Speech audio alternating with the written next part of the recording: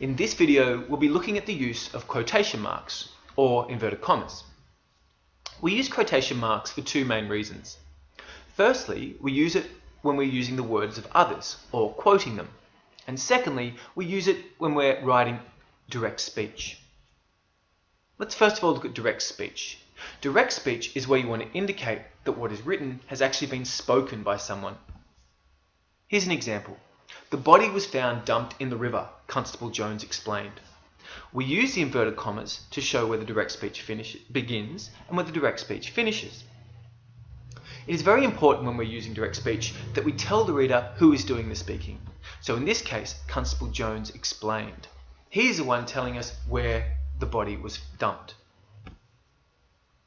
In this next example, it reads, the teacher said the school holidays are only 2 weeks away. Here we're using inverted commas at the beginning and at the end of exactly what the teacher said. We're also making it abundantly clear to the reader exactly who is doing the speaking, the teacher. In this final example, Steve is saying, I can't access that website, I need to get a new password. We are using the inverted comma at the beginning and at the end to show exactly what Steve has said. We'd like you now to pause the video and have a go at taking these scenarios and writing them into direct speech. Make sure you include who's doing the speaking and what is being said with the appropriate use of inverted commas. Now that's finished, let's look at using the words of others or quoting people.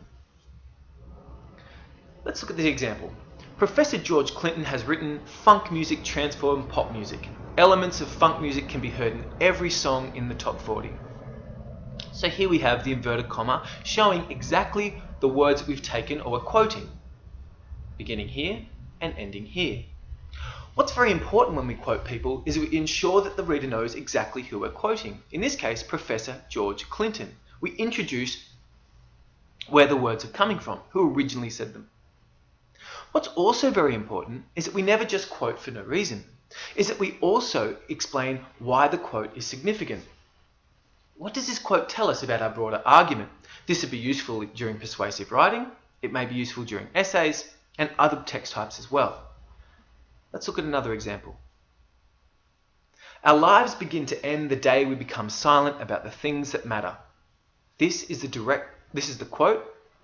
We've inserted quotation marks at the beginning and end of exactly the words that we've taken. But who said it? Is one of the famous lines attributed to Martin Luther King Jr.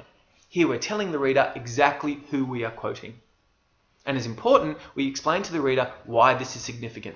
Why is the words of Dr. Martin Luther King in this example really important to your broader argument? Okay. The final activity is where you're going to look at these scenarios and then include quotes, but I haven't included the quotation marks. It'll be obvious to you where the quote is though. It also includes who wrote the quote. It also mentions slightly why it might be significant. I'd like you to reconstruct these two situations into quotation form, using quotation marks effectively, and then sharing that with the class.